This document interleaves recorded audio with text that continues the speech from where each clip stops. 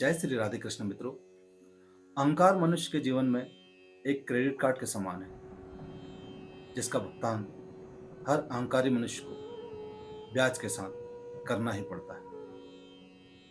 अहंकारी मनुष्य कभी अपनी गलतियां नहीं देखता और ना ही दूसरों की अच्छाई।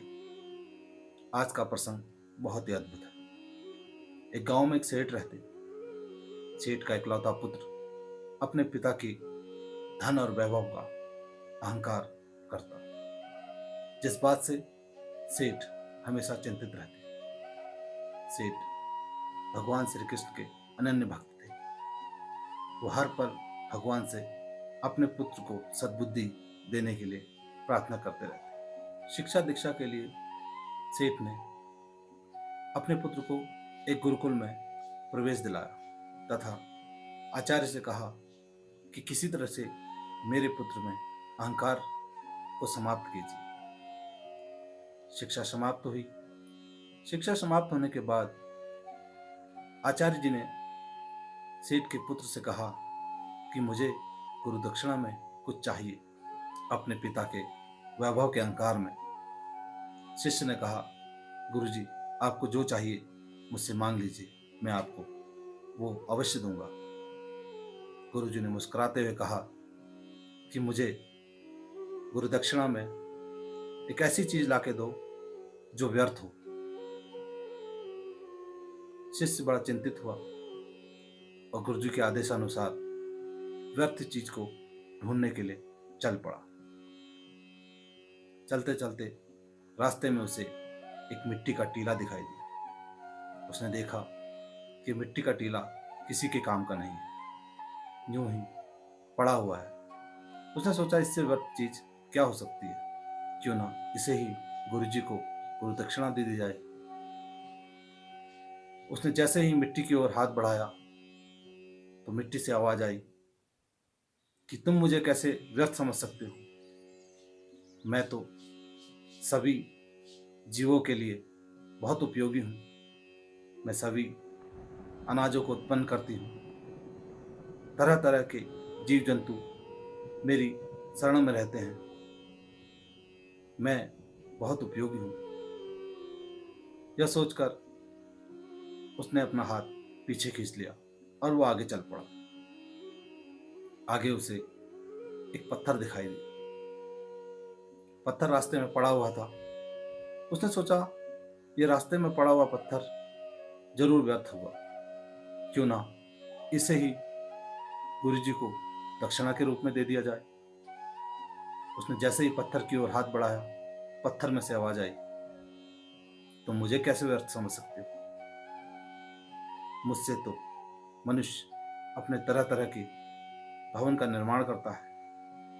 मुझसे ही मनुष्य तरह तरह के मंदिर, भगवान की मूर्तियां बनाता है जिनकी तुम पूजा करते हो। मैं तो कई लोगों को आसरा देता हूं। यह सुन उसने अपना हाथ पुनः पीछे खींच लिया। अब वो आगे चल पड़ा। चलते चलते उसे एक नदी दिखाई दी। नदी में जल बहता चला जा रहा था। उसने देखा, बहता हुआ जल किसी के काम का नहीं, व्यर्थ ही बहा जा रहा है। इससे व्यर्थ चीज और क्या हो सकती है? उसने अपना कमंडल लिया और नदी में से जल भरने लगा। जैसे ही वह आगे बढ़ा, नदी में से आवाज आई कि तुम मुझे कैसे व्यर्थ समझ सकते हो, जबकि मैं तो समस्त जीवों की प्यास बुझाती हूँ। मुझसे फसलों की सिंचाई होती है, जिससे अनाज उत्पन्न होता है और सभी प्राणियों का पेट भरता है। मैं कैसे व्यर्थ हो सकती हूँ? उसने अपना हाथ फिर पीछे खींच लिया और सोच में पड़ गया कि गुरुजी को क्या व्यर्थ चीज दी जाए। वो नदी किनारे बैठकर भगवान का ध्यान करने लगा, भगवान श्री कृष्ण का जप करने लगा। भगवान श्री कृष्ण ने उसकी शंका दूर करने के लिए एक साधु का वेश बनाया और उसकी ओर चल पड़े। उसके निकट पहुंचकर साधु रूपी भगवान श्री कृष्ण ने उससे कहा कि तुम बहुत चिंतित दिखाई देते हो। क्या चिंता है तुम्हें? मुझे बताओ।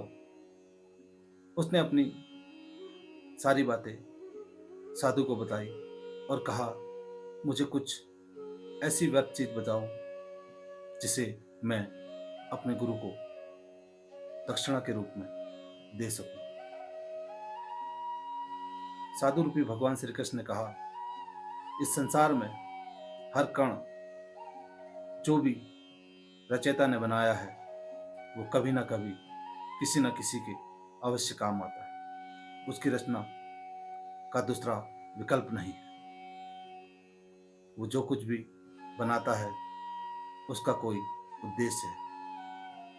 इस संसार में उसके द्वारा बनाई गई कोई चीज व्यर्थ नहीं है। हाँ, अगर कुछ व्यर्थ है तो वो है मनुष्य के द्वारा बनाई गई चीज।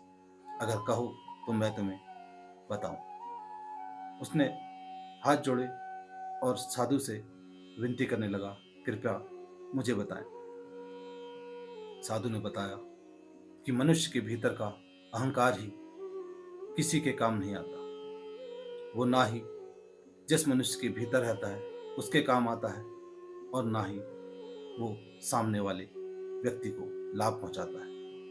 यह सुन उसकी आंखें खुल गई। उसने साधु को प्रणाम किया और सीधा आश्रम की ओर आ पहुंचा। आश्रम में पहुंचकर गुरुजी के चरणों में सर रखकर रोने लगा और कहने लगा, गुरुजी, आपकी दी हुई शिक्षा का महत्व मैं समझ चुका हूं। आप मेरे भीतर का अहंकार समाप्त करना चाहते थे। मैं आज गुरु दक्षिणा के रूप में अपने अहंकार का त्याग करता हूं। कृपया मुझे क्षमा करें और मुझे स्वीकारें। गुरुजी अत्यंत प्रसन्न हुए, उसे आशीर्वाद दिया, उठाया और हृदय से लगाया। मित्रों, अहंकार मनुष्य का सबसे बड़ा दुश्मन है। अहंकारी मनुष्य ना ही अपना भला करता है और ना ही किसी और का। मित्रों, अहंकार को त्यागें और राधे नाम का जप करते रहें। राधे राधे, राधे राधे।